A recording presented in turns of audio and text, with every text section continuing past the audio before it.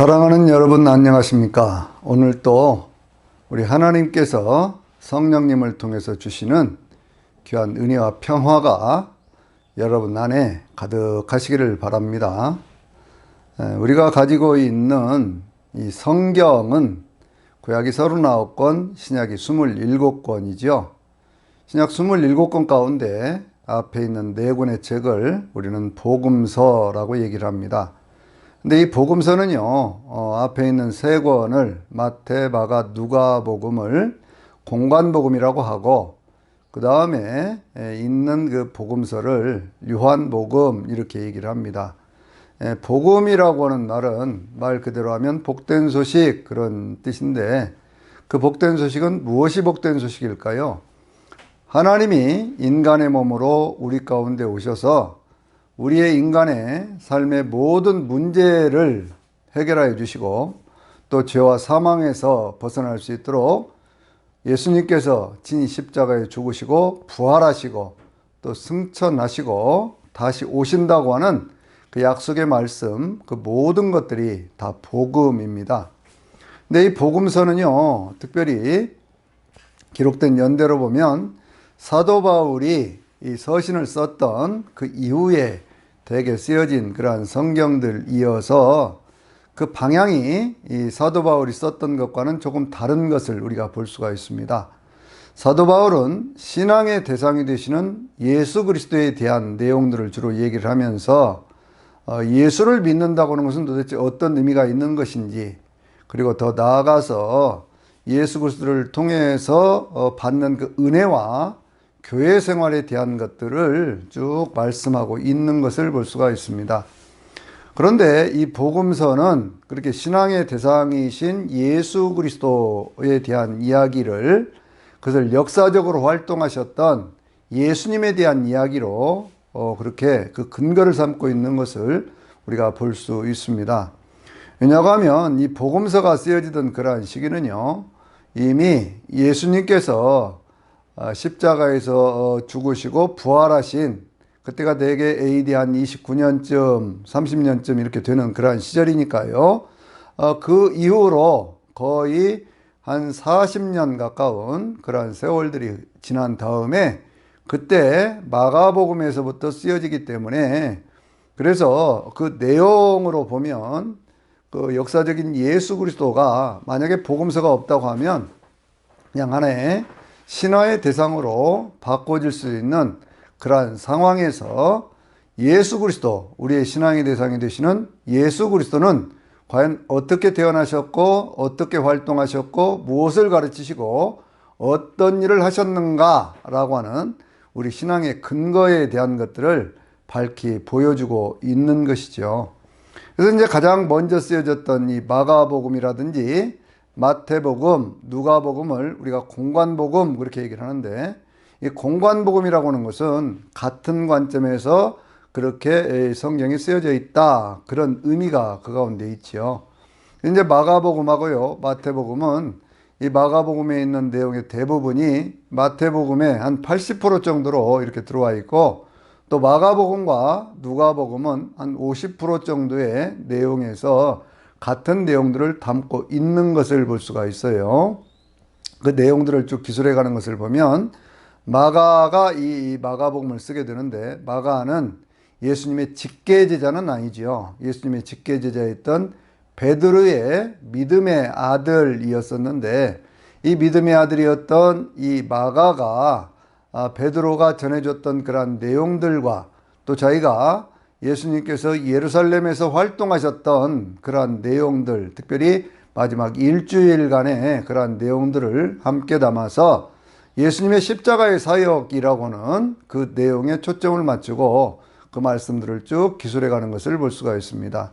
마가복음은요, 처음 시작에 하나님의 아들 예수 그리스도의 복음의 시작 이렇게 해서 출발을 해서 그 세례 요한의 어떤 그런 활동, 그리고 예수님께서 전하셨던 그러한 내용들, 그걸 쭉 갈릴리 지역에서 주로 행하셨던 그러한 내용들을 거의 9장까지 그렇게 이야기를 합니다. 전체가 16장인데요. 9장까지의 내용이 주로 갈릴리 지역에서 있었던 그러한 내용이고, 그리고 변화산에 올라가셔서 변화된 그러한 모습들까지를 쭉 얘기를 하고 있는 것을 볼 수가 있습니다. 거기에는 물론 예수님이 제자들에게 너희는 나를 누구라고 하느냐 라고 물었던 그 질문에 대한 그러한 대답, 주는 그리스도이십니다 라고 하는 그러한 대답도 그 가운데 있지요. 그리고 이제 10장에 가서 보면 마가복음 10장은 그게 특별히 소경 바디메오가 눈을 뜨는 그러한 내용들이 그 가운데 있잖아요. 그래서 이제 그 길가에 있던 거지였던 소경 바디메오가 눈을 뜨는 그러한 내용을 10장에서 그건 여리고에서 있었던 그러한 사건이거든요. 그러니까 예수님께서 갈릴리 사역을 주로 하시고 그 다음에 여리고를 거쳐서 예루살렘으로 올라가시기 때문에 10장이 어떤 그러한 분수령과 같은 그러한 역할을 하면서 그 다음에 이제 11장부터 16장까지가요, 예수님의 마지막 일주일에 관한 그러한 내용이지요. 예수님께서 예루살렘에 입성하시고 성전을 깨끗하게 하시고 또 그 가운데 어떤 그러한 뭐라고 그럴까요? 가르치시면서 또 말세에 대한 그러한 얘기도 하시고 그러면서 이제 예수님께서 십자가를 지시고 그 다음에 부활하시는 그러한 내용들을 쭉 담아서 그렇게 마가는 예수님께서 주로 활동하셨던 그런 내용들에 대한 것들을 쭉 담고 있는데 그 가운데 초점은 여전히 예수 그리스도의 십자가의 사건 거기에 있다는 거예요. 그래서 이제 전체 16장 가운데서 6장의 내용을 예수님의 어떤 마지막 일주일의 사건에 초점을 맞추고 있고 그 일주일의 사건 속에서 예수님이 가르치셨던 그런 내용들 그리고 부활하신 내용 그리고 제자들에게 승천하시면서 주님께서 주셨던 그러한 은혜, 제자들이 나가서 말씀을 증거할 때 주께서 함께 하사 그 따르는 표적으로 말씀을 힘있게 증거하였다라고 하는 그러한 내용으로 마무리를 하는 것을 볼 수가 있습니다. 마태복음은요, 그 내용들이 좀 더 확장이 되지요. 그래서 마가복음에 없던 그러한 예수님의 탄생에 대한 이야기, 족보에 대한 이야기, 이런 내용에서부터 시작을 해서 예수님이 가르쳤던 그러한 내용들을 쭉 순서적으로 이렇게 정리를 해 가는데 이 마태는 예수님의 12 제자 가운데 한 사람, 그 출신은 세리였었지요.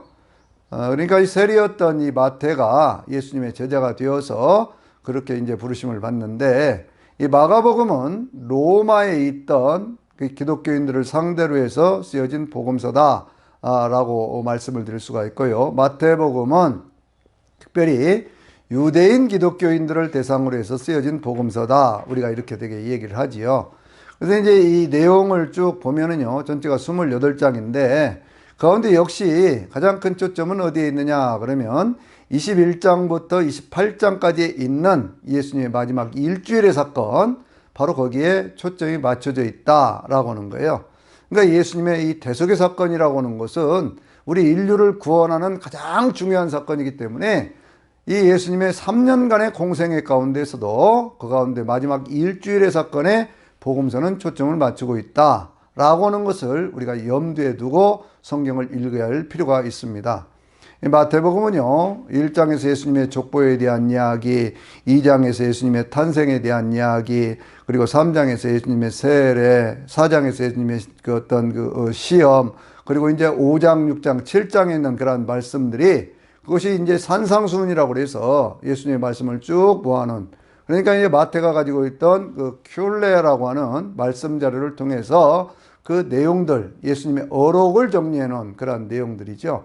그리고 이제 8장과 9장에 있는 그런 말씀들을 보면은요, 그 말씀들은 그것은 예수님이 일으키셨던 10가지 기적에 관한 그러한 내용들이고요. 그 외에 이제 11장에서부터 쭉 말씀이 되어져 가는데 어디까지 되어져 가느냐 그러면 18장까지에 있는 말씀이 갈릴리에서의 어떤 그런 사역 이렇게 볼 수가 있습니다.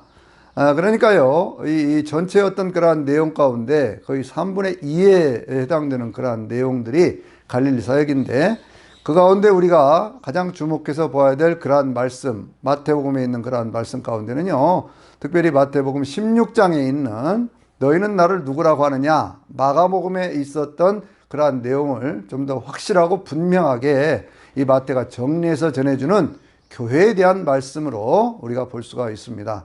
거기서 주님이 뭐라고 말씀하십니까? 너희는 나를 누구라고 하느냐라고 물었더니 이 베드로가 뭐라고 대답을 하죠? 주는 그리스도시요 살아계신 하나님의 아들입니다 라고 고백을 합니다. 이제 이 마가복음에서는 주는 그리스도시요 라고만 되어 있는데 이 마태복음에서는 주는 그리스도시요 살아계신 하나님의 아들입니다 라고 하는 고백이 함께 되어 있는 것을 볼 수가 있어요. 그 고백을 들으시면서 주님께서 이 베드로를 칭찬을 하시죠.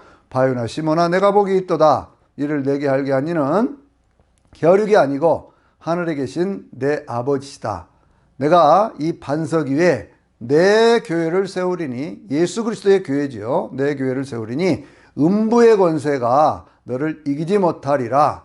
내가 너에게 천국의 열쇠를 주리니 내가 땅에서 매면 하늘에서도 매이고 땅에서 풀면 하늘에서도 풀리리라 라고 하는 그러한 말씀으로 교회는 어떻게 세워지는 것이고 그 교회의 역할은 무엇이며 그 교회 안에서 이루어지는 사건들은 도대체 무엇인가에 대해서 예수님이 분명히 말씀해 주는 그러한 내용이 담겨져 있습니다. 여러분, 교회는요 주는 그리스도시요 살아계신 하나님의 아들이라고 하는 이 절대적 신앙 고백 위에 있는 것이고요, 이러한 모든 내용들, 이 계시의 내용은 하나님께로부터 온 것입니다. 그리고 이 교회는요 주님의 교회예요. 그리고 주님의 교회인 이 교회는 사단의 권세, 죽음의 권세가 교회를 이기지를 못하는 것이고요, 이 교회는 천국의 문을 여는 곳이며 이 교회는 기도할 때 응답의 역사가 나타나는 하나님의 은혜가 머무는 은총의 자리다 라고 하는 것을 주님이 말씀하고 있는 것이죠. 그러고 난 다음에 이제 주님께서 변화산에서 그 변화되신 그러한 모습을 보여주시면서 주님께서 별세하실 것, 그러니까 십자가를 지고 이렇게 죽으실 어떤 그러한 모습에 대한 것들을 거기에 있던 모세와 엘리야와 함께 이야기를 하는데, 그때 그 용모가 하늘에 계셨던 천상적인 그러한 모습으로 변화되는 그러한 모습을 우리에게 보여주고 있지요.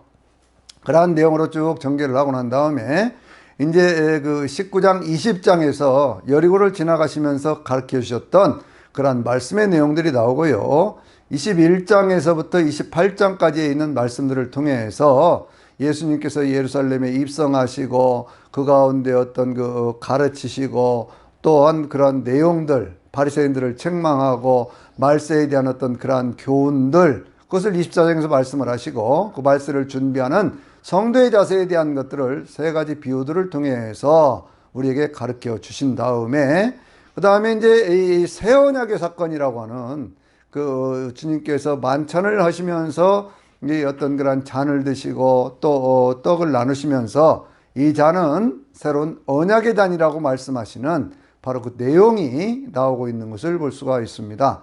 그래서 이제 새로운 언약이 예수 그리스도의 십자가를 통해서 이루어진다는 것을 미리 말씀하신 다음에 27장에서 십자가를 지고 죽으실 때에 그때 성전 휘장이 위에서부터 아래로 쫙 찢어지는 그러한 모습을 27장 52절에서 그것을 보여주심으로 그렇게 해서 하나님의 언약을 통해서 우리 모든 사람들이 예수를 통해서 하나님 앞에 나아갈 수 있는 그러한 길이 열려지게 되었다라고 하는 것을 우리에게 말씀하고 있어요. 그러니까 이 어떤 그런 그 예수 그리스도의 어떤 그런 사건 속에서 특별히 주님께서 계속 하늘의 음성을 듣는 그러한 모습들이 어디에 나오고 있습니까? 거기에 그 세례를 받으실 때도 이는 내 사랑하는 아들이요 내 기뻐하는 자다 라고 말씀을 하셨는데, 17장에 보면은 주님께서 변화산에서 모세와 엘리야와 함께 이렇게 말씀을 나누실 때에도 그때에도 여전히 같은 말씀, 내 사랑하는 아들이요 내 기뻐하는 자니 너희는 그의 말을 들으라 라고 하는 그런 음성이 들려지는 것을 볼 수가 있습니다. 주님께서 마지막 이렇게 승천하시면서요, 그때 우리 모두에게 주셨던 귀한 교훈이 있지요. 그것이 뭐냐고 하면 28장 19절 20절에 있는 말씀을 보면 너희는 가서 모든 족속으로 제자를 삼아 아버지와 아들과 성령의 이름으로 세례를 주고 내가 너희에게 분부한 모든 것들을 가르쳐 지키게 하라. 볼지어다 내가 세상 끝날까지 너희와 항상 함께 있으리라 라고는 말씀을 하고 있습니다. 그래서 특별히 모든 율법의 완성자로 오신 예수 그리스도, 언약을 성취하신 예수 그리스도, 그리고 속죄를 완성하신 예수 그리스도의 모습을 마태는 다양한 모습으로 가르쳐 주는데, 그 예수 그리스도의 사역에 대해서 한 가지로 딱 요약해서 하시는 말씀이 그것이 이 마태복음 4장 23절, 24절에 있는 말씀 가운데요. 주님께서 가르치시고 천국 복음을 전파하시며 모든 병든 자와 모든 약한 자를 고치셨다라고는 그런 말씀으로 이렇게 요약해서 전해주고 있는 것을 우리가 볼 수 있습니다. 누가복음은요, 누가는 원래 이 예수님의 어떤 그런 직계 제자도 아니고요. 그리고 이 마가처럼 이 베드로의 어떤 그런 믿음의 아들도 아니고, 이 사람은 누구의 어떤 그런 관계 속에서 이 복음을 받아들였느냐 그러면 사도 바울이 선교여행을 다닐 때에 2차 선교 여행 때 만났던 사람이에요. 이방인입니다. 그러니까 유대인이 아니에요. 그런데 이 사람이 그 복음을 받아들이고 자기가 의사임에도 불구하고 의사로서의 어떤 그런 직업을, 그것을 무엇을 위해서 썼느냐 그러면 그때부터 사도 바울을 돕고 사도 바울을 돌보고 하는 일에 자기의 모든 하나님이 주신 재능들을 써가면서, 그러면서 이제 그 모든 어떤 그런 복음의 내용들을 수집을 하고 예수님의 생애에 대한 것들을 이렇게 쭉 모아서 그렇게 해서 이 복음서를 기록하게 되는 것을 볼 수가 있습니다. 누가는요, 상당히 세심한 사람이죠.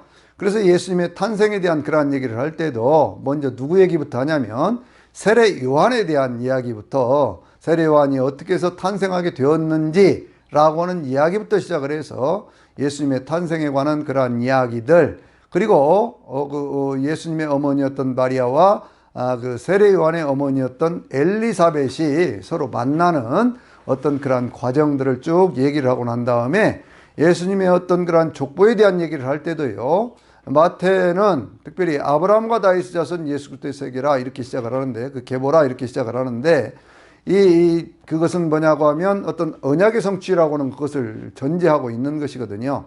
그런데 이 누가는 이 계보 족보에 대한 것들을, 예수님에 대한 어떤 그런 족보를 얘기를 하면서 어떤 법적인 관계로 내려져 오는 그런 것들을 쭉 얘기를 합니다. 그래서 그 위로 쭉 올라가서 보니까 그 위에는 아담이요 그이는 하나님이다 라고 하는 말씀을 통해서 모든 인류의 조상이었던 아담이 하나님께로부터 창조된 존재라고 하는 것을 밝히고 있고요. 그 창조에서부터 시작을 해서 예수 그리스도가 우리 가운데 구세주로 오시는 그러한 모습들을 보여주고 있지요.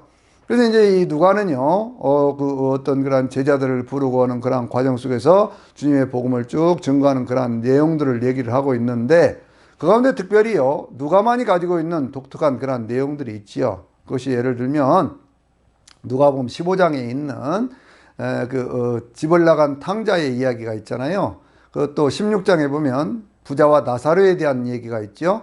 또 18장에 있는 그러한 말씀을 보면은요, 거기에는 주님께서 기도에 대한 어떤 그러한 내용들을 말씀하고 있는 어떤 한 과부의 이야기를 통해서 너희가 기도하되 낙심하지 말고 기도해야 된다라고 하는 그러한 말씀들은 이 누가복음에만 있는 그러한 내용들이거든요. 그러니까 누가가 상당히 세심하게 여러 가지 자료들을 모아서 그래서 그 내용들을 이 성경에 담아 놓았다 이렇게 볼 수가 있는 거예요. 누가의 이야기도 역시 이 16장, 17장, 10절까지 있는 그러한 말씀들이 그것이 전부가 다 이 주로 갈릴리 지역에서 되어졌던 그러한 내용들입니다. 그리고 17장에서부터 시작을 해서 19장에 삭개오가 주님의 어떤 그러한 은혜 가운데 구원을 받는 그러한 내용까지가요, 주로 이제 여리고 지역에서 이루어진 그러한 사건들이라고 하면, 그 다음에 이제 그 삭개오의 사건이 지난 다음에 예수님께서 쭉 예루살렘을 향해서 올라가시는 그러한 내용들이 가운데 담겨져 있습니다. 예수님께서 이제 예루살렘에 올라가셔서 거기에서 특별히 이제 그 마가복음 13장이라든지 마태복음 24장, 특별히 이제 누가복음으로 보면 21장에 있는 그러한 내용들을 통해서 말세에 대한 어떤 그러한 내용들이 거기에 쭉 같이 담겨져 있지요.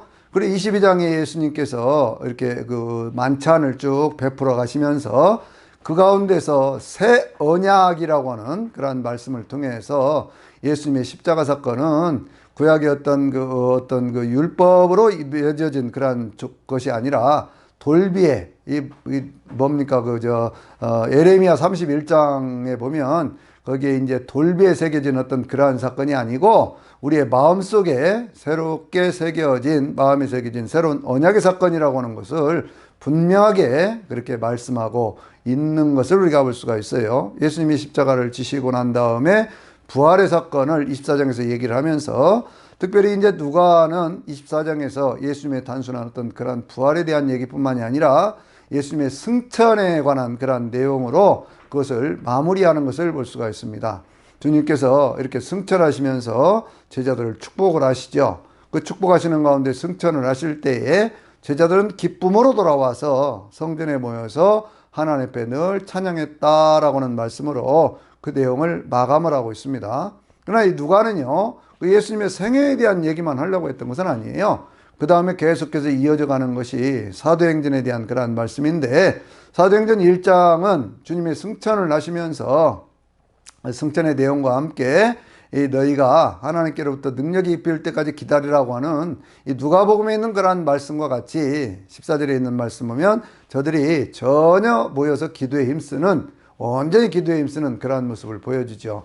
그래서 이제 사도행전 2장에 보면은 그 성령께서 강림을 하시고 초대교회가 이루어지고 그러면서 많은 어떤 그런 우여곡절 속에 그게 사도 바울이라고 하는 그런 인물이 사도행전 9장에 보면 거기에 이제 주님을 만나서 사도로 부름을 받는 그런 내용들이 나오고 있습니다. 그러니 사도 바울의 어떤 그런 사건과 더불어서 그 다음에 이제 어떤 그런 고넬료의 집안에 성령께서 임하셔서 이방 성교의 문이 열려지고요. 그리고 이제 안디옥이라고 하는 곳까지 흩어져 갔던 그런 교인들에 의해서 그리스도인이라고 하는 그런 이름들이 들려지기 시작하고요. 또 어떤 그 예루살렘 교회에 큰 핍박이 나면서 야고보 사도가 순교를 하는 그러한 일들도 이렇게 쭉 기록이 되어져 있죠. 그리고 이제 13장에서부터 사도행전 28장까지의 이 사도 바울이 3차 선교행을 쭉 다니면서 복음을 전할 때 있었던, 그러면서 교회가 세워진 그러한 내용들을 얘기를 하고 있습니다. 그러니까 이 누가의 어떤 그런 초점은 어디에 있느냐 그러면 이 교회는 예수 그리스도를 근거로 해서 세워진 것이 교회다라고 하는 그 얘기를 하려고 하는 거예요. 왜 그러냐고 하면 이 누가가 또 마태가 또 이 마가가 이렇게 복음서를 쓰던 그러한 시절이 언제냐 그러면 그것이 이제 초대교회가 굉장히 어떤 어려움 속에 있었던 그러한 시절이거든요. 그것은 이 네로라고 하는 그런 황제가 54년도에 집권을 하면서 거기에 이제 많은 어떤 그런 어려움들이 생겨나기를 시작을 합니다. 그래서 64년도에 로마 시내가 어떤 그런 불이 일어나가지고 거기에 엄청난 그런 피해를 입게 될 때 네로가 그 피해에 대한 모든 것들을 기독교인들에게 뒤집어 씌워가지고요. 그때 기독교인들은 재산을 몰수를 당하고 또 추방을 당하고 또 짐승의 밥으로 던져져서 죽임을 당하고 또 십자가형을 당하고 하는 그러한 모진 박해 속에 있었던 그러한 시절이 바로 64년에서 68년까지거든요. 그러니까 이제 67년도에 바울이 순교하고 68년도에 베드로가 순교를 하는 바로 그 시점. 바로 거기에서부터 이 마가가 이 마가복음을 이렇게 기록을 해서 대개 60년대 후반에서부터 70년대 초반까지의 그런 복음서를 쓰게 되거든요. 마태는 바로 이 마가복음에 쓰여진 그 이후에 70년대에 이 마태복음을 쭉 기술을 하면서 그러면서 예수 그리스도를 믿는다고 하는 것은 도대체 무엇인지, 그러면 교회는 무엇에 근거해 세워져 있는 것인지 라고 하는 것들에 대한 쭉 말씀을 전해 주었지요. 누가는요, 우리가 믿는 그분은 바로 예수 그리스도신데 예수 그리스도의 전체 사역은 바로 이와 같은 것들이었다라고 하는 얘기를 하면서 그 예수 그리스도에 의해서 하나님의 교회가 세워졌고 그 교회는 특별히 사도들의 복음 전도를 통해서 이루어졌다라고 하는 것을 쭉 얘기하고 있는 것을 볼 수가 있습니다. 근데 바울은요, 특별히 교회를 세워가면서 역사적 예수에 대한 그러한 얘기는 별로 하지를 않죠.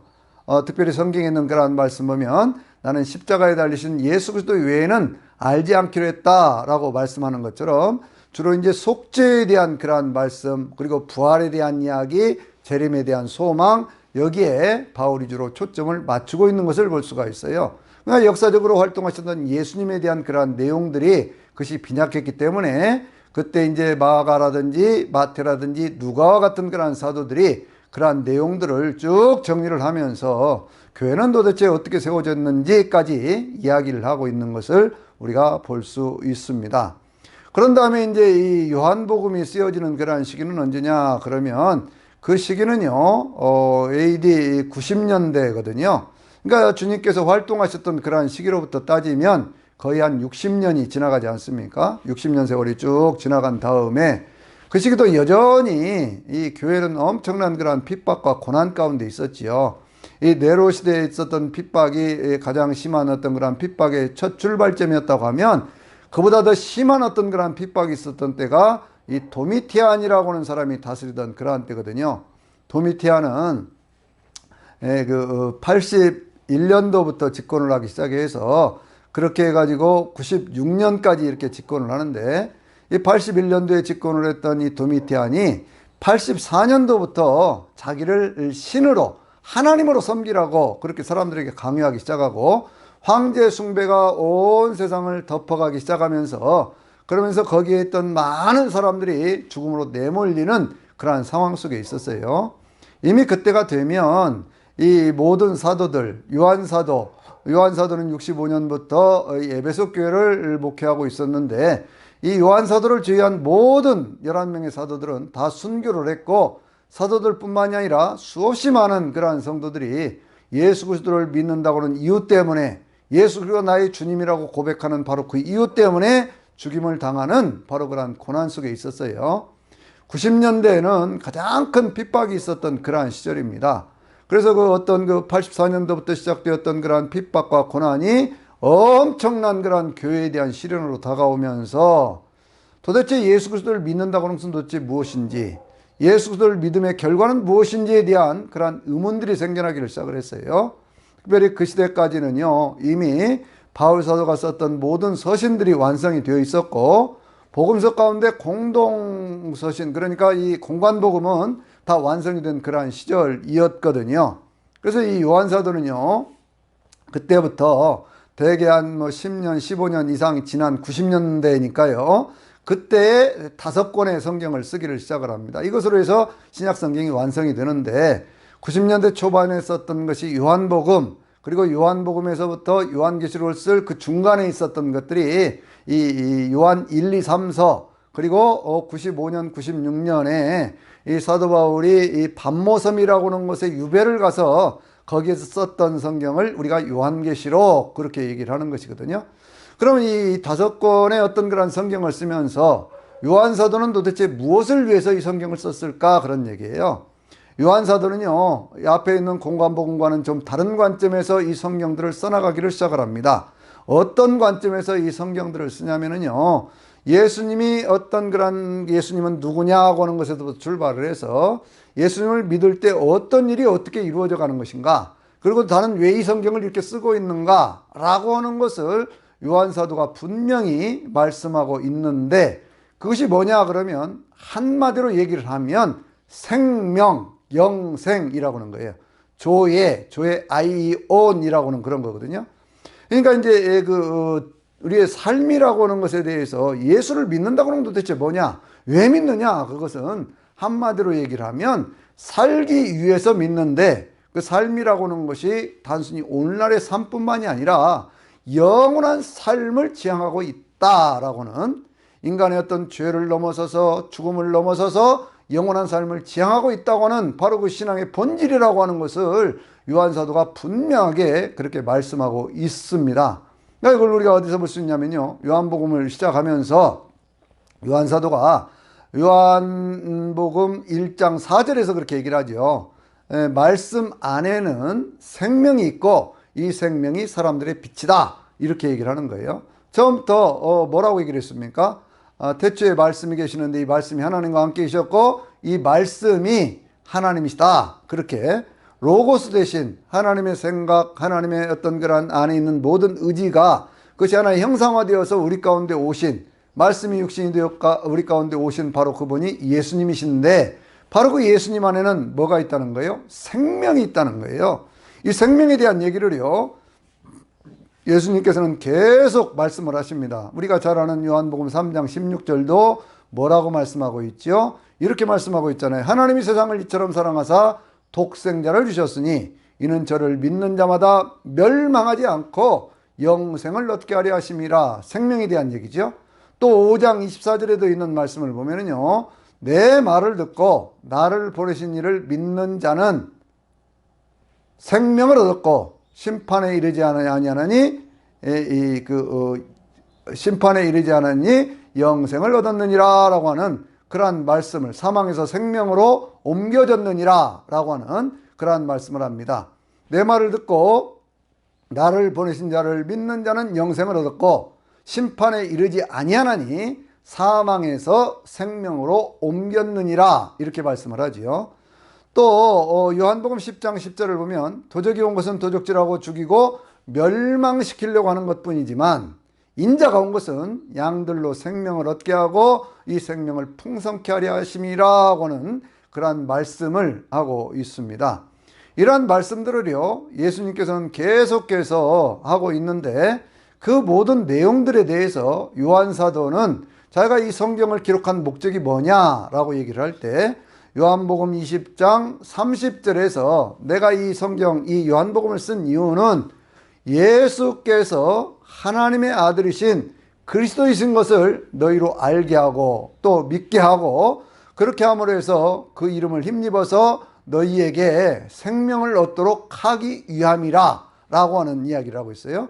그러니까 전체를 관통하고 있는 것이 뭐예요? 생명이라는 거예요. 영생이라는 거예요.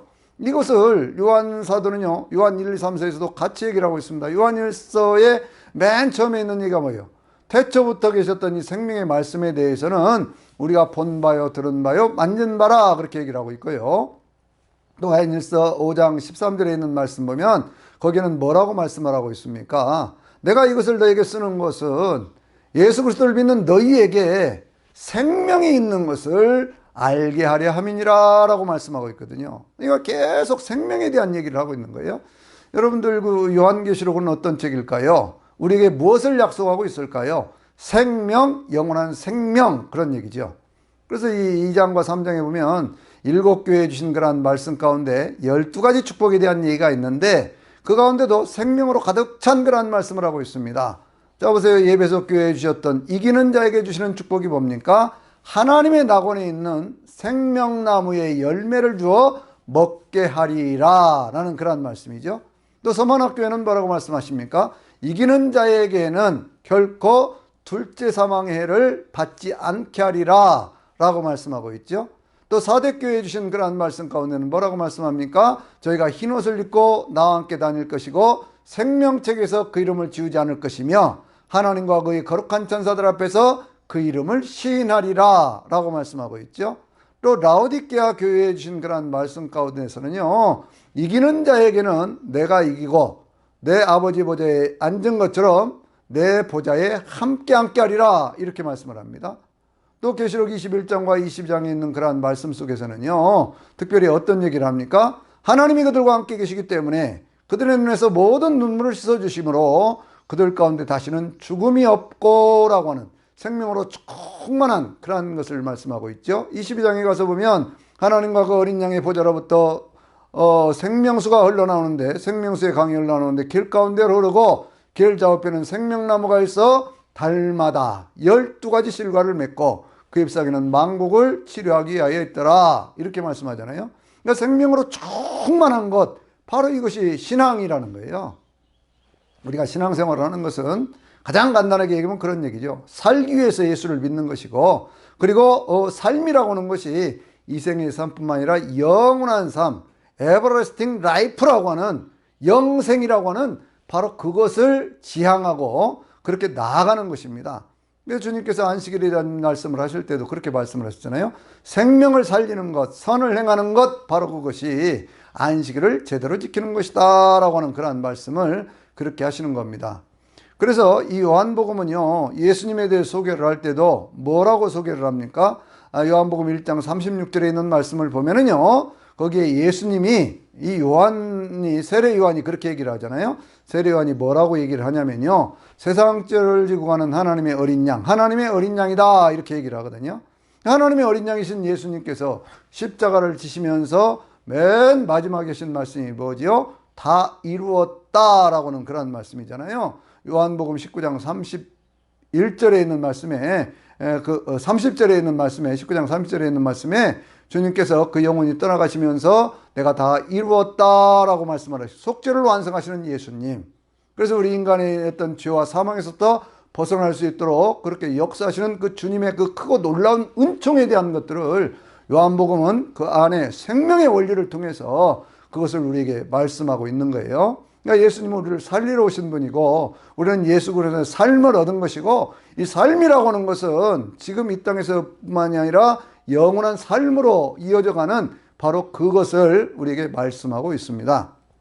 요한사도는요, 특별히 제가 오늘은 지금 이 요한복음에 있는 3장과 4장에 있는 두 가지 사건을 통해서 이 삶을 누리고 사는 방법, 영원한 삶은 어떻게 해서 이루어지고 어떻게 누리며 살아가는 것이냐라고 하는 것을 제가 말씀을 드리려고 하는데요.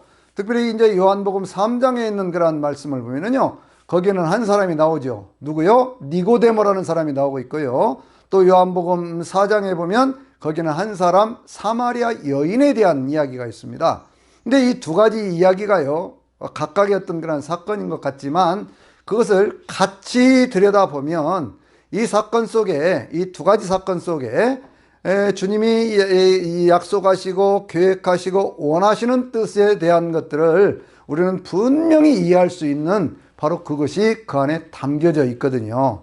자, 그것을 두 가지를 한번 비교를 해볼까요? 거기에 보니까요, 니고데모라는 사람이 있는데, 니고데모라고 하는 사람은 율법학자고 이 사람은요, 유대인의 지도자였다 이렇게 말씀하고 있습니다. 지도자라고 하는 것은 그 당시에 이제 어떤 성경을 연구한 그런 많은 학자들의 결론으로 보면 사내들인 공의회의 관원이었다 이렇게 얘기를 하는 거예요. 그러니까 이 니고데모는요, 어떤 굉장한 어떤 유대인을 대표하는 그러한 사람, 유대인 전체를 대표하는 사람이다 이렇게 볼 수도 있어요. 유대인 전체를 대표하는데 그는 많이 배운 율법학자였고 그는 높은 지위에 있던 사람이었고 그리고 많은 재산을 가졌던 그러한 사람이었다 이렇게 볼 수 있거든요. 이 니고데모에 대한 얘기가요, 이 요한복음 3장에만 나오는 것이 아니고 요한복음 7장에도 나오고 있고 또 요한복음 19장에도 나오고 있는데, 요한복음 7장에 나오는 것은 예수님에 대한 어떤 그런 논쟁이 생겼을 때 이 니고데모가 예수님을 변호하는 그러한 모습으로 나옵니다. 그럴 때 사람들이 너도 갈릴리에서 왔느냐 하고 니고데모를 책망하는 그러한 모습들이 거기 나오고 있거든요. 또 한 번은 어디에 나오느냐 그러면 이 예수님께서 십자가를 지고 죽으신 다음에 그 다음에 이제 아리마대 요셉이라고 하는 사람이 예수님의 십자가에서 그 시신을 내려서 장사를 하려고 그렇게 할 때 이 니고데모가 침향과 모략을 섞은 것 한 100근 정도를 가져와 가지고요, 그래서 예수님의 몸에 바르고 함께 장례를 치르는 그러한 모습을 보여줍니다. 침향과 모략을 한 100근쯤 가져왔다고 하는 것은 이 사람이 상당한 재력을 가지고 있었던 그런 사람이었다 이걸 얘기를 하는 거예요. 그러니까 그 사람은요, 그 시대의 대표적인 어떤 성공한 사람입니다. 니고데모라는 이름 자체가요, 정복자라는 그러한 뜻을 가지고 있는데, 이 정복자라고 하는 그러한 이름은 이 신구약 중간시대의 하스몬 왕조의 아주 유명한 장군의 이름이거든요. 그러니까 아주 좋은 가문의 어떤 그런 혈통을 가지고 있고, 그리고 율법학자로 이렇게 존경받는 그러한 사람이고, 또 어떤 사회적으로 높은 신분을 가지고 있는 사람이고, 또 그런가 하면은 많은 재물을 가지고 있는 그러한 사람이었다라고 하는 것을 전제하고 있어요. 근데 여러분, 사마리아 여인을 한번 생각해 봅시다. 이 사마리아 여인은요, 이 사람은 이 사마리아에 사는 그러한 사람이니까 기본적으로 그 당시에 유대인들에 의해서는 멸시를 받는 사람들이었다, 이런 얘기가 지금 그 바탕에 깔려 있잖아요. 더군다나 그 여인은요, 이름이 없습니다. 그 당시에 여자들이 어떤 그러한 굉장히 열등한 존재로 그렇게 취급을 받던 그러한 시대에 사마리아라고는 그러한 지역에 살면서 어떤 이름도 없고 그런 여인, 그런데다가 대낮에 사람들의 눈을 피해서 물을 길러올 정도로 그렇게 참 사는 것도 힘들고 어려운, 그 대화 가운데 그런 얘기가 있지 않습니까? 예수님께서 내 남편을 데려오라 그랬더니 나는 남편이 없습니다. 너에게 남편이 5 있었는데 그들은 네 남편이 아니고 지금 함께 살고 있는 사람도 네 남편이 아니다 라고 말씀하실 정도로 그 여인의 어떤 그런 형편이라고 하는 것은 굉장히 곤고하고 외롭고 쓸쓸하고 고단한 인생이었다, 그런 얘기예요. 그러니까 양쪽이 다 대비가 되지 않습니까? 한쪽은 오늘날로 사회적으로 보면 굉장히 성공한 인물이고 한쪽은 가장 하층민에 있었던 그러한 사람. 이 두 가지 사람들에 대해서 각각 얘기를 하면서 그들 모두에게 구원의 역사를 이루어 가시는 주님. 그래서 기독교의 복음은요, 신분을 초월하는 거예요. 빈부격차를 초월하는 겁니다. 남녀노소를 초월하는 겁니다. 인간의 어떤 상황, 환경, 처지에 따라서 구별하거나 차별하지 않는 모든 사람들에 대한 구원의 말씀이 생명으로 살리는 말씀이 바로 예수 그리스도의 복음이다. 그런 얘기예요. 자, 다시 니고데모의 얘기로 돌아가서 보면요. 니고데모가 와서 얘기를 하죠. 선생님은 라비어 그렇게 얘기를 합니다. 선생님은 하나님께로부터 오신 선생님인 것을 나는 믿습니다. 선생님께서 하시는 이 모든 일들은 하나님께서 함께 하시지 않으면 할 수 없는 일입니다. 그렇게 얘기를 하는데요. 이 니고데모는 언제 찾아왔습니까? 한밤중에 찾아왔다 그랬어요. 그런데 이 사마리아 얘기는요, 언제 주님 만났습니까? 대낮에 만납니다. 이것도 대조가 되고 있어요. 한밤중에 어두운 밤에 그 영혼의 곤고함을 해결하지 못해서 외적으로는 굉장히 화려하고 외적으로는 모든 것들을 다 가진 사람 같은데 그 안에는 영혼의 문제가 해결되지 않아서 그래서 예수님을 찾아오고 있는 바로 이 니고데모의 모습을 우리가 볼 수 있거든요. 근데 니고데모가 그렇게 얘기를 했을 때 예수님은 그 니고데모가 한 얘기에 대해서 거기에 긍정이나 부정이나 하는 것이 아니라 그 이야기를 다른 얘기를 하고 있지요. 내가 거듭나지 아니하면 하나님 나라를 볼 수 없다. 그렇게 말씀을 하는 거예요. 니고데모가 깜짝 놀랍니다. 도대체 거듭난다는 것이 뭔지라고 하는 것에 대해서 처음 듣는 그러한 얘기 아닙니까? 그러니까 이제 니고데모가 얘기를 하는 것이죠. 아니 어떻게 거듭날 수가 있습니까? 내가 나이가 들었는데 어머니 뱃속에 들어갔다가 다시 나와야 됩니까? 라고 하는 그런 얘기를 하는 거예요. 그러니까 전혀 그 사실에 대해서 이해를 하지 못하는 겁니다. 그러니까 주님께서 다시 말씀을 하시는 것이 뭐라고 말씀을 하시냐면요. 내가 물과 성령으로 거듭나지 아니하면 하나님 나라에 들어갈 수가 없느니라 이렇게 말씀을 하거든요. 여러분이 거듭난다고 하는 것은 어떤 의미를 가지고 있느냐 그러면 여러 가지 의미가 있는데 위로부터 태어난다고 하는 그러한 의미가 기본적인 뜻이 있어요. 그것은 뭐냐면 하늘로부터 태어난다는 거죠. 하나님께로부터 태어난다는 겁니다. 세상의 육적인 어떤 그런 삶이 육신이 육에서 난 것은 육이요 성령으로 난 것이 영이다. 주님이 그렇게 말씀하시는 것처럼 우리 인간의 삶이라고 하는 것은요 육신적인 어떤 그런 삶에서부터 육신을 가지고 이 세상에 살아가지만 그러한 삶을 통해서는 영원한 하나님 나라를 볼 수도 없고 영원한 하나님 나라에 들어갈 수도 없다라고 하는 거예요. 영생의 문제를 지금 주님은 말씀하고 있는 겁니다. 그러니까 니고데모는요 율법을 통해서 율법의 어떤 가르침이나 율법의 실천을 통해서 자기 인생의 문제를 해결하려고 했던 사람이죠. 그런데 그 문제에 대한 해답을 찾지를 못합니다. 율법적인 어떤 그런 가르침 속에서 그걸 찾지를 못해요. 그러니까 예수님을 한밤중에 찾아온 것 아니겠습니까?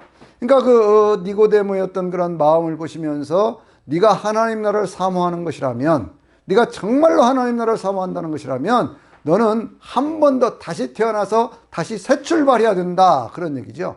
율법의 가르침에서부터 벗어나서 예수 그리스도가 주시는 복음으로 다시 태어나야 된다라고 하는 거예요. 그러니까 물과 성령으로 거듭난다고 하는 말은 물은 씻는 것이거든요. 그러니까 이건 회개의 어떤 그런 삶을 얘기하는 겁니다. 삶의 방향을 돌이켜야 돼요. 마음을 돌이키고 행동을 돌이켜야 됩니다. 율법의 가르침을 따라 살던 그러한 삶이 아니라 복음의 삶으로 인생의 방향을 바꿔야 되는 거예요. 그래서 그것을 성경은 뭐라고 얘기를 하냐면요. 너희가 거듭난 것은 베드로전서 1장 13절에 있는 말씀 보면 너희가 거듭난 것은 썩어질 것으로 되어진 것이 아니라 오직 영원하신 하나님의 말씀으로 된 것이다. 살아있는 말씀으로 된 것이다. 라고 얘기를 하고 있죠. 그 살아계신 하나님의 말씀으로 되어진 것에 대해서 또 에베소서 1장 23절에 있는 그런 말씀을 보면 1장 13절이죠. 13절에 있는 말씀을 보면 거기는 뭐라고 얘기를 하고 있습니까? 너희가 이 구원의 복음을 듣고 믿어서 성령으로 인침을 받았느니라 그렇게 얘기를 하거든요. 그러니까 이제 이 복음을 듣고 믿을 때에 우리 안에서 거듭나는 역사가 나타나게 된다는 거예요. 그러니까 이 거듭난다고 하는 것에 대해서 얘기를 할 때 디도서 1장 15절에서부터 17절까지 있는 말씀에 아주 귀중한 그런 말씀들이 있거든요. 여러분이 성경은 찾아서 한번 꼼꼼히 읽어보시기를 바랍니다. 그런데 15절에 있는 그런 말씀을 보면은요, 뭐라고 얘기를 하냐면, 우리가 이 구원을 받은 것은 내 행위에 의로운 것으로 된 것이 아니라 하나님의 긍휼하심을 따라서 바로 중생의 씻음과 성령의 새롭게 하신 것으로 되어진 것이다. 그래서 예수를 통해서 그러니까 우리가 그 성령의 어떤 그런 풍성한 것을 받았고, 그러므로 해서 우리가 하나님의 상속자가 되는 그러한 은혜를 받았다라고 말씀하고 있는 거거든요. 복음이 무엇인가라고 하는 것에 대해서 아주 핵심적으로 잘 정리를 해놓은 것인데, 그 가운데 뭐라고 얘기를 한다고요? 중생의 씻음과 성령의 새롭게 하심으로, 그렇게 말씀하고 있어요. 그러니까 우리가 이 거듭난다고 하는 것은 뭐냐 그러면, 먼저 삶을 회개하고 돌이키는 것, 회개가 먼저고, 그 다음에는 주의 복음을 듣는 것, 그것을 통해서 성령께서 새롭게 하시는 그러한 역사가 우리 가운데 있어져야 되는 거예요. 사도행전 3장 19절을 보면 베드로의 설교 가운데 이런 말씀이 있거든요. 뭐라고 얘기를 하냐면요, 베드로가 많은 사람들에게 설교를 하면서 너희가 회개하고 죄 없이 함을 받아라, 그래야면 하늘로부터 하나님의 생기가 너희 가운데 충만하게 임하리라, 이렇게 말씀을 하고 있어요. 그러니까 우리의 삶이라고 하는 것은 우리의 삶이 어떤 회개하고 돌이키면서 예수 그리스도의 복음의 인도함을 받고 성령님 안에서 새로운 삶으로 그렇게 출발하고 그렇게 살아가는 것, 그것이 거듭남의 삶이다, 그런 얘기예요. 우리가 거듭난다는 것이 뭐냐 그러면 가장 쉽게 얘기하면 바로 그겁니다. 회개하고 복음을 믿어서 성령님 안에서 사는 것, 그걸 얘기하는 거예요. 여러분, 이 거듭남이라고 하는 것에 대해서 어떤 그러한 구원파라든지 이단에 속한 그러한 사람들이 그것이 무슨 비밀인 것처럼 그렇게 얘기를 하는데, 아니, 전혀 비밀이 아닙니다. 우리가 예수 그리스도를 믿는 그 자체가 거듭난 것이고, 거듭난 이후에 이제 어떻게 살아가야 될 것이냐라고 하는 것이 바로 성화의 삶으로 우리를 이끌어가는 바로 성령님의 역사라고 하는 것이죠.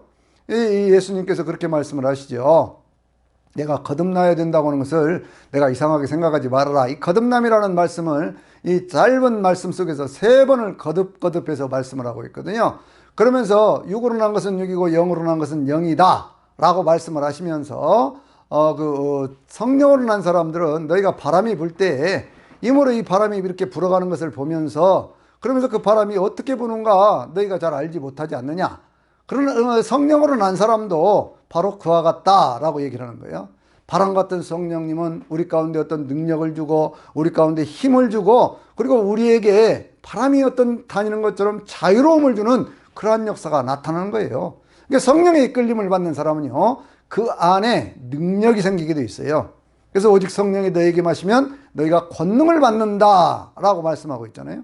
그러니까 율법적인 어떤 그런 것에서부터 벗어나서 예수 그리스도의 복음 안으로 들어와야 되는 것, 바로 이것이 거듭남의 역사인 것이거든요. 예수님께서요, 누가복음 16장 16절에서 이런 말씀을 하셨어요. 율법과 선지자의 시대는 세례 요한의 때까지고, 그리고 하나님의 복음으로 새로운 시작이 이루어지는 것이 바로 예수 그리스도의 복음의 사역 속에서 되어지는 것이다 라고는 말씀을 하고 있어요. 시대를 구별을 할 때 세례 요한의 때까지, 왜냐하면 세례 요한은요, 구약시대와 신약시대를 연결해주는 그러한 인물이거든요. 그러니까 마가가 이 복음서를 쓰면서 맨 처음에 세례 요한의 이야기를 하는 이유가 거기가 있지요. 그것은 뭐냐면 구약시대의 말라기서에 예언되었던 엘리야를 세례 요한으로 말씀하고 있기 때문에 그렇습니다. 하나님의 아들 예수 그리스도의 복음의 시작, 그런 다음에 바로 이어서 세례 요한의 이야기를 하는 이유가 바로 거기에 있는 것이죠. 그런데 이러한 얘기들을 쭉 해가면서요, 예수님께서 하셨던 그러한 말씀이 3장 16절, 다시 한번 말씀을 드립니다.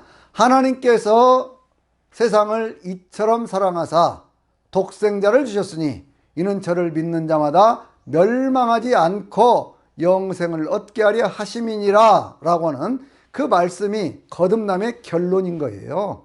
우리는 흔히 거듭남이라고 하는 그러한 말씀들을 통해서 니고데모와의 어떤 그러한 대화 속에서 그 앞부분만 자꾸 생각을 하니까요, 거듭남이 도대체 뭐냐라고 하는 것을 이해를 하지 못하는데, 이 거듭남의 결과라고 하는 것은 결국 예수 그리스도를 영접하고 그 영접함으로 해서 그렇게 해서 우리 안에 영원한 생명의 삶이 시작이 되어지는 것이고, 그것은 영원한 천국에서 완성되어지는 것이다 라고 하는 것을 말씀하고 있습니다. 그러면 그 영원한 삶을 완성시켜가는 그 삶의 어떤 일상적인 삶의 실천은 무엇이냐 라고 하는 것에 대해서 말씀하고 있는 것이 사마리아 여인과의 대화에서 그것이 나타나고 있죠.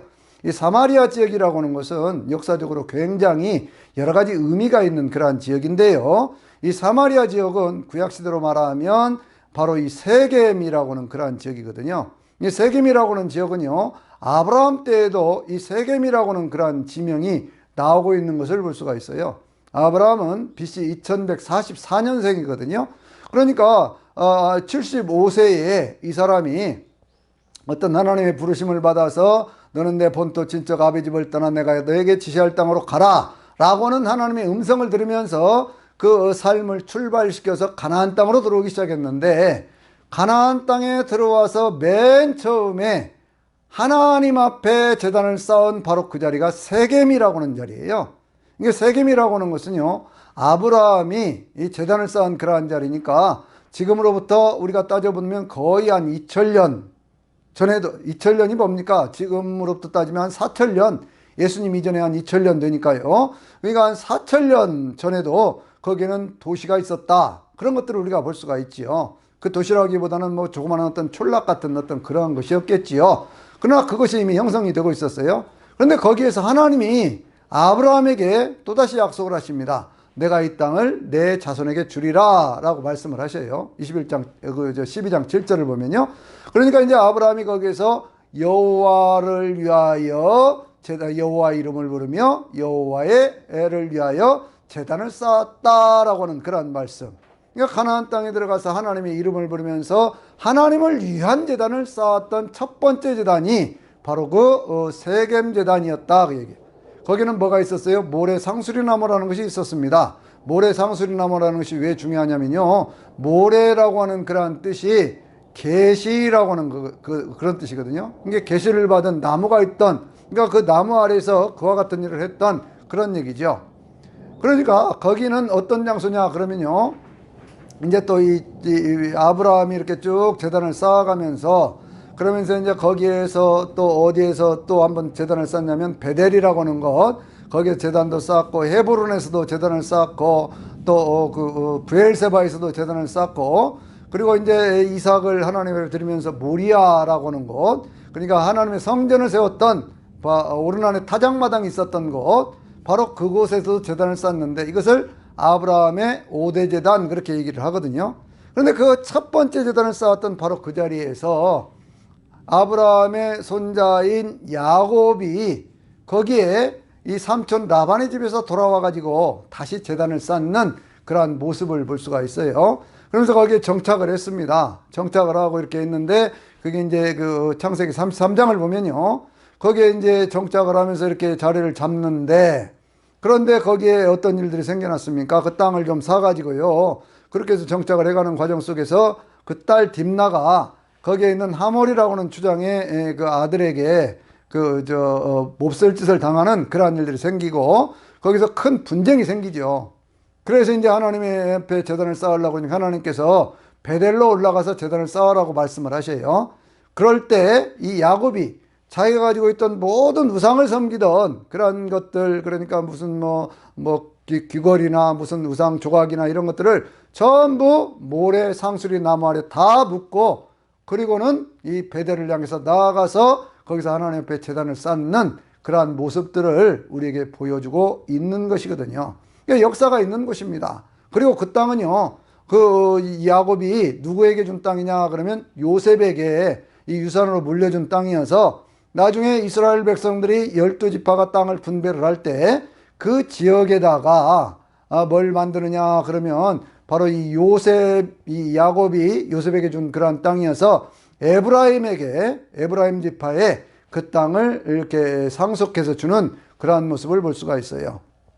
출애굽의 과정 속에서 모세는 신명기 11장을 보면은요, 거기에 이제 그 지역에 들어가게 되면 에발산과 그리심산이 있는데, 이 에발산 쪽에다가 제단을 쌓고 6지파는 바로 이 에발산 쪽에 서고 또 6지파는 그리심산 쪽에 서서 거기서 축복과 저주를 선포하라 라고 하는 그러한 말씀을 하는 것을 볼 수가 있어요. 그리고 축복과 어떤 그러한 저주의 내용이 그 신명기 27장 후반절에 있는 그런 말씀부터 시작해서 28장 전체, 우리가 흔히 축복과 저주 얘기를 하면 신명기 28장 얘기하잖아요. 내가 들어가도 복을 받고 나가도 복을 받고 내 떡광주려도 복을 받고 내가 손대는 것마다 복을 받고 하는 그런 내용들이 나오고 있는 그 모든 축복과 저주를 선포하는 바로 그 자리가 바로 그 예발산이라고 하는 그런 자리이거든요. 근데 그와 같은 일들이 이 여호수아 시대에 이루어지게 됩니다. 여호수아는요, 바로 그곳에 들어가서 이제 그 여리고를 지나서 아이성을 지나서 그곳으로 들어갔을 때에 그 세겜이라고 하는 곳, 바로 그곳에 도착을 해서요. 거기에서 이제 그 어떤 뭐라고 그럴까요? 거기에서 이제 제단을 쌓죠. 에발산에다가 제단을 쌓으면서 돌로 다듬지 않은 그러한 제단을 만들고 거기에서 이제 하나님 앞에 제단을 쌓으면서 축복과 저주를 선언하는 바로 그러한 내용들을 우리가 볼 수가 있습니다. 이게 역사적으로 굉장히 유명한 그러한 장소예요. 또 그것뿐만 아니라 뭐 여러 가지 많은 그러한 사건들이 있는데 그 지역을 지금 예수님께서 찾아가신 겁니다. 예수님께서 세례를 베푸시던 그러한 자리에서도 올라갔다 그러니까요. 예루살렘에서부터 세겜까지의 대개 그 거리, 사마리아까지의 거리는 한 70km 정도 되는 그러한 거리인데 세례태에서부터 그것을 갔다 그러니까 거의 그래도 한 뭐 5, 60km는 되었지 않았겠습니까? 하루에 25km씩 그렇게 걸어갔다고 하더라도 이틀 이상은 걸어가야 되는 그러한 거리잖아요. 그러니까 이제 예수님께서 거기에 왔을 때 굉장히 지치고 시든 그러한 모습으로 우물가에 앉아 있었고 제자들은 그곳에서 먹을 것을 사러 마을로 들어갔다 이렇게 말씀하고 있습니다. 여러분 여기에는요 예수님께서는 이 갈릴리 지방 가버나움에 가서도 쉴 곳이 있었어요. 또 예루살렘에 가도 마가의 다락방과 같은 쉴 곳이 있었습니다. 베다니 마을에 가면 거기 이제 나사로의 집과 같은 그런 쉴 곳이 있었거든요. 근데 사마리아 쪽은 그것이 없어요. 왜냐하면 유대인들과 사마리아 사람들은 서로 교제하지 않는 그러한 사람이었거든요. 서로 이렇게 왕래도 하지 않고 서로 말도 섞지 않는 그러한 관계였었기 때문에 그것은 바로 이 아수르에 의해서 나라가 망하면서 그곳에 어떤 그런 사람들을 이주를 시켜가지고 혼혈 정책을 썼기 때문에 그래서 너희들은 혼혈인이니까 우리 정통 유대인이 아니다. 그래서 유대인들이 무시를 하고 멸시하는 바로 그러한 것이 되어버렸던 것이거든요. 바로 지금 그 장소에 예수님이 가셔서 거기에 있는 우물가, 야곱이 자기가 양을 치기 위해서 파놨던 그 우물가, 바로 그 옆에 지금 앉아 계신 거예요. 피곤한 몸을 쉬시면서 그렇게 이제 거기에 계십니다. 그런데 이제 그렇게 계시는 그곳에 한 여인이 물을 길러 나오잖아요. 근데 물을 길러 나오니까 예수님께서 뭐라고 말씀을 하셨습니까? 나에게 물을 좀 달라. 그러니까 이 여인이 뭐라고 얘기를 합니까? 당신은 유대 사람이고 유대 남자인데 어째서 나에게 물을 달라고 하십니까? 이렇게 얘기를 하지요. 그러니까 이 여자가 깜짝 놀란 것은 뭐예요? 그것은 이 유대인하고 사마리아 사람들은 서로 말도 섞지 않는 그러한 관계인데 어떻게 나에게 말을 걸면서 물을 달라고 하느냐? 그런 얘기거든요. 그러니까 예수님께서 뭐라고 대답을 하셨어요? 내가 하나님의 선물이 무엇인가를 알고 너에게 물을 달라고 하는 분이 누구인지를 알았으면 그에게 생수를 구하였으리라 라고 얘기를 합니다. 그러니까 이제 또 여자가 얘기를 합니다. 아니 이 우물은 지금 물을 기를 그런 뭐 두레박 같은 것도 없고 그리고 거기에는 우물이 너무 깊어가지고 물을 길 수가 없는데 어떻게 당신이 나에게 생수를 주신다고 그렇게 말씀을 하십니까? 그렇게 얘기를 하니까요. 예수님께서 다시 말씀을 하시죠. 이렇게 말씀을 하십니다. 이 물을 마시는 자마다 다시 목마르니와 내가 주는 물을 먹는 자는 영원히 목마르지 아니하리니 그 속에서 솟아나는 영생하도록 솟아나는 샘물이 되리라 라고 말씀을 하는 거예요. 깜짝 이 여자가 놀랍니다. 도대체 어떻게 이런 말씀을 하실 수가 있는가 라고 하는 것이죠. 그러면서 이 물을 내게 주어서 다시는 물길로 오지 않게 해주세요. 목마르지 않게 해주세요. 인생의 갈증에서부터 벗어나고 다시는 목마르지 않는 그러한 인생을 살게 해주세요 라고 요청을 합니다. 예수님께서 화제를 바꾸는 거예요. 뭐라고 화제를 바꾸냐면 이렇게 말씀을 하시죠. 가서 내 남편을 데려오라 이렇게 얘기를 합니다. 그러니까 이 여자가 뭐라고 대답을 해요? 나는 남편이 없습니다. 내게 남편 5이 있었는데 그 전부 네 남편이 아니고 지금 함께 있는 그 사람도 네 남편이 아니다. 이렇게 얘기를 합니다. 근데 여기에는요, 사실 이 성경에 있는 말씀을 요한사도가 썼던 어떤 그런 내용으로 더 깊이 묵상을 해보면 두 가지 의미가 함께 담겨져 있다. 그런 것을 우리가 볼 수가 있어요. 하나는 이 여인 자신이 처해 있는 그런 형편에 대한 얘기예요. 살아가는 삶에 있어서 남편을 다시 바꿔가며 살았어도 또 다른 남편을 만났어도 남자를 동거론하지만 그 사람이 자기의 남편이 될 수 없는, 자기가 믿고 의지할 수 없는 그러한 사람이 되어진 그 곤고하고 힘들고 어려운 한 여인의 이야기이기도 합니다. 근데 그걸 역사로 놓고 보면은요, 그 요한계시록에 보면 특별히 이제 17장에 있는 그런 말씀을 보면은요, 음녀에 대한 어떤 그런 심판을 얘기를 하면서 거기에 주님께서 이런 말씀을 하시거든요. 다섯은 없고 하나는 있으며 하나는 아직 이르지 아니하였고, 그리고 그 여덟 번째 왕 이르면 잠시 동안 머물게 되리라. 여덟 번째 왕은 일곱 중에 속한 자이나 장차 무저갱으로부터 나와서 멸망으로 들어갈 자니라 라는 그런 말씀이 있어요. 일곱 머리 열 뿔 가진 그런 짐승에 대한 얘기를 하면서 다섯은 없고 하나는 있으며 라고는 그런 말씀을 하는데, 오늘 이 성경 본문에서도요 똑같은 그런 말씀을 하거든요. 이건 무슨 얘기냐 그러면 사마리아가 겪어야만 했던 그런 역사적인 아픔이 그 가운데 있다는 거지요. 그것은 뭐냐 그러면 맨 처음에 애굽이라는 나라가 있었지요. 아수르라는 나라가 있었지요. 그 다음에 바벨론이라는 나라가 있었지요. 또 어떤 나라가 있었습니까? 페르시아라는 그런 나라가 있었지요. 그리고 헬라 제국이 있었죠. 이 다섯은 다 없어졌습니다. 지금은 누가 다스리고 있어요? 로마가 다스리고 있어요. 근데 로마도 그쪽 사마리아 지역 혹은 이스라엘 이쪽 지역의 모든 나라들의 참된 남편이 되거나 보호자가 되는 것은 아니다 라고 하는 것을 볼 수 있는 거예요. 그러니까 이 말씀 속에는요, 전 역사적인 그런 아픔과 더불어서 한 여인의 고통에 대한 그러한 얘기를 하고 있는 것을 볼 수가 있습니다.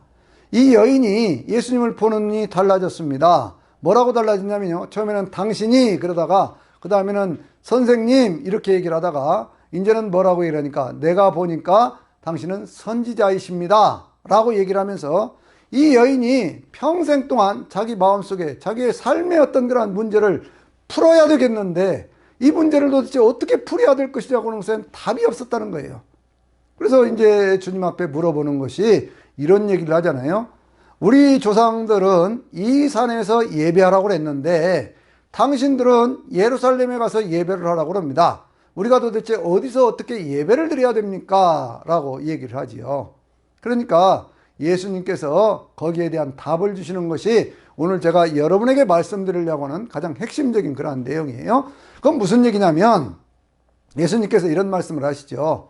하나님은 영이시니 예배하는 자가 신령과 진리로 예배해야 할지니라 그렇게 말씀을 하시잖아요. 하나님 앞에 예배하는 자는 영과 진리로 예배를 해야 된다는 거예요. 이곳에서도 말고 저곳에서도 예배하는 것이 아니라 하나님은 영이시기 때문에 신령과 진정으로 예배를 해야 되는데 이렇게 예배하는 사람, 이런 사람들을 찾으신다 그런 얘기예요. 참으로 예배하는 자를 찾으신다 그런 얘기예요. 그게 23절과 24절에 있는 말씀 아니에요? 그러니까 이제 하나님 앞에 우리가 어떤 그런 예배를 통해서 삶의 문제들을 해결해야 되는데 너희 지금 사마리아에 있는 그런 사람들은 알지 못하는 것을 예배하고 있고 그리고 우리는 아는 것에 대해서 예배하고 있다. 구원은 유대인으로부터 나는 것이다. 여기서 유대인이라고 하는 것은요, 혈통적 유대인이라기보다는 하나님을 찬양하는 그러한 사람들을 이렇게 지칭하고 있는 말씀이다. 이렇게 이해를 할 때 그 말씀이 바르게 이해가 될 수 있는 것이죠. 그러니까 하나님 앞에 예배를 드리는 것, 알지 못한 어떤 그러한 대상들을, 우상들을 하나님으로 섬기는 그러한 우상 종교가 아니라 하나님을 하나님으로 섬기는 그러한 예배, 거기에 인생의 모든 문제에 대한 해답이 있다는 거예요. 근데 문제에 대한 해답은 결국 어디에서 찾아지느냐? 그 예배가 어떤 예배자는 거예요. 그것은 성령님 안에서 in spirit and in truth라고 하는 거거든요. 성령님 안에서 진리의 인도함을 받는 그런 예배가 되어질 때 시와 찬미와 신령한 노래로 하나님 앞에 찬양하는 그런 예배가 되어질 때 그런 예배 속에서 하나님을 만나는 그런 기쁨과 감격과 감사가 있을 때 바로 거기에서부터 인생의 모든 문제는 해결되어진다 라고 하는 것을 말씀하고 있는 겁니다. 에베소 5장 18절에요. 너희가 술 취하지 말라 이는 방탕한 것이니 오직 성령의 충만함을 받으라. 성령으로 충만함을 받으라 라는 말씀이 있죠. 여러분, 성령 충만이 무엇입니까? 성령 충만이라고 하는 것은요, 내 안에 있는 모든 인격적인 요소들, 무슨 지식이라든지 혹은 감정이라든지 의지라든지 내가 하는 모든 행동들까지라도 성령께서 인도하시는 삶을 살아가는 것, 그것이 성령 충만이라고 하는 거예요. Be filled with spirit, 그렇게 되어 있거든요. 그러니까 충만함이라고 하는 것은 내 인생에 어느 한 곳에 비어있는 곳이 있으면 충만한 것이 아니잖아요. 그릇이 있는데 절반 좀 차있다 충만한 것 아니잖아요. 그러니까 이 그릇이라고 하는 것이 꽉 차고 넘쳐날 때 그것이 충만이라고 우리가 얘기를 하는 것처럼 내 삶에 있어서 내 안에서 역사하시는 성령님이 드러날 수 있도록 그렇게 하는 것이 성령 충만인데, 예배는 어떻게 드리는 것이냐 그거예요. 하나님 앞에 드리는 예배는 성령님에 붙들려서, 왜냐하면 이곳에서도 아니고 저곳에도 아니고 오직 영과 진리로 예배할지니라고 하는 그런 말씀을 줄 때, 그 시대는 이미 이 그리심산에 있는 모든 성전도 없어지고, 그리고 또 어떤 여기 예루살렘에 있던 성전도 AD 70년에 다 무너져 버려가지고 성전이 자리의 위치로 가지고 있는 성전은 없어지고 모두가 다 회당만 있었던 그러한 시절 아닙니까? 그러한 시절에 어떤 특정한 장소를 얘기할 수가 없는 거예요. 거기다 더군다나 성전은 뭐냐라고 얘기를 했을 때 예수님은 자기 몸이 성전이라고 말씀하셨고, 또 고린도서 3장 16절이나 고린도서 6장 18절에 있는 말씀 보면 너희 몸이 하나님의 성령께서 가시는 하나님의 성전인 것을 너희가 알지 못하느냐, 그렇게 말씀하잖아요. 그러니까 우리의 몸된 성전인 이 하나님의 전인 성전, 성령께서 내 안에 내주하시면서 내 안에서 내 영과 함께 아버지 하나님을 아버지라고 고백할 수 있게 하시는 바로 그 자리에서 나는 성령의 붙들림을 받아서 성령님 안에서 진리 안에서 자유함을 얻는 그러한 예배를 드릴 수 있어야 된다고요. 여러분, 이 여인의 삶의 문제가 거기서 풀어집니다. 그러면서 그 여인이 그렇게 얘기를 하지요. 이제 그리스도가 오시면, 메시아이신 그리스도가 오시면 이 모든 것을 우리에게 가르쳐 주실 것입니다 라고 얘기를 했을 때 예수님께서요, 너와 말하고 있는 내가 그로다 라고 대답을 하셔요. 여러분, 이게 놀라운 얘기예요. 다른 어떤 그런 복음서에 쭉 전개되는 그런 과정들을 보면요, 어떤 복음서에서는 예수님 그리스도라고 하는 것을 밝히시는 것을 극도로 꺼려 하시는 그러한 모습들도 나오고 있지요. 어떤 귀신 들린 자들이 당신은 하나님의 거룩한 자입니다 라고 얘기를 할 때 그것을 주님께서 감추도록 그렇게 하는 그러한 말씀도 하시는 때가 있는 것을 볼 수가 있어요. 근데 그 사실에 대해서 제일 먼저 알았던 것이 누구냐 그러면 이 예수님 앞에 나왔던 두 제자지요. 이 세례 요한의 제자 가운데 하나님의 어린 양이다 그러니까 예수님과 따라가서 하루를 같이 있었던, 그러면 그 제자들이 와서 그 가운데 빌립이라고 하는 제자가 나다니엘에게 복음을 증거를 하면서 예수님을 소개를 하면서 우리가 구약시대로부터 약속되었던 메시아를 만났다 이렇게 얘기를 하거든요. 그러니까 빌립이 제일 먼저 어떤 그런 신앙 고백을 한 거예요. 근데 다른 데에서는요, 예수님께서 어떤 그런 것들을 직접 가르쳐 주신 일이 없어요.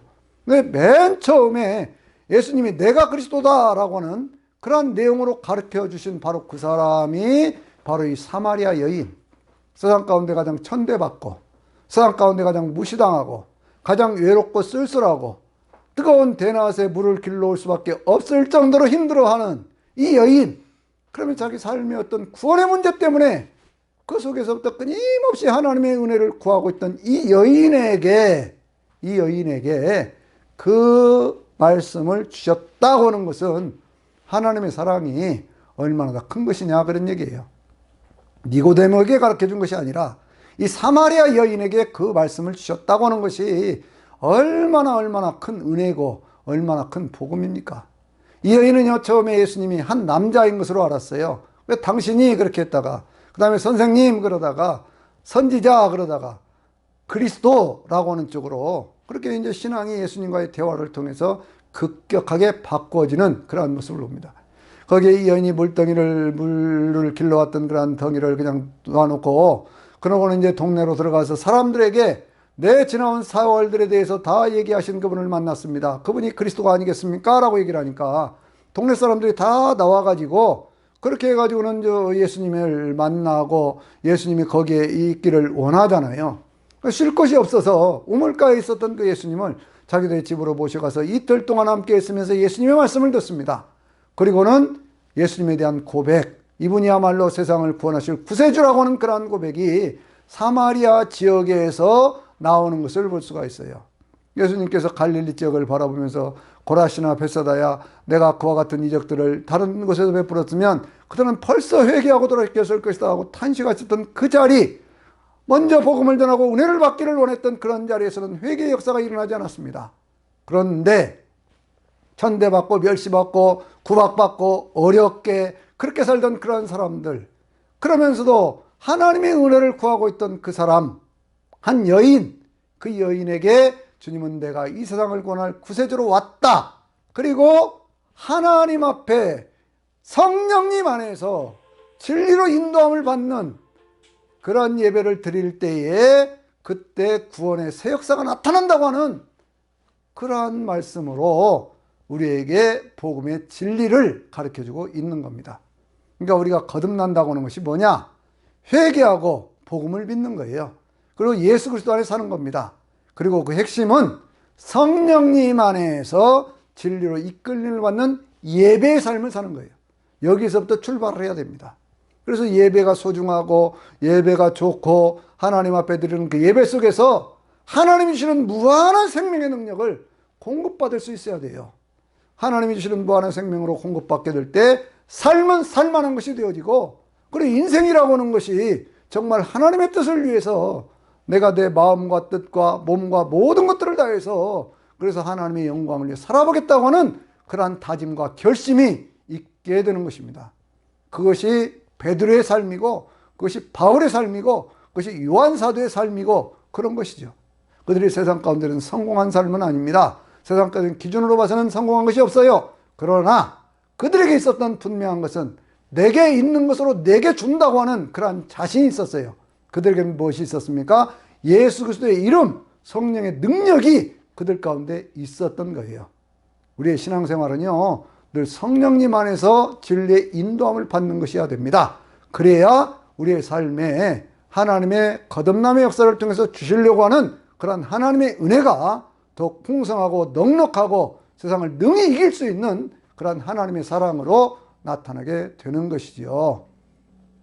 또 한 주간의 삶을 통해서 하나님께서 여러분의 인생 가운데 참으로 귀하고 복된 믿음의 역사로 늘 성령 충만함으로 그렇게 인도해 주시기를 주의 이름으로 축원합니다. 아멘.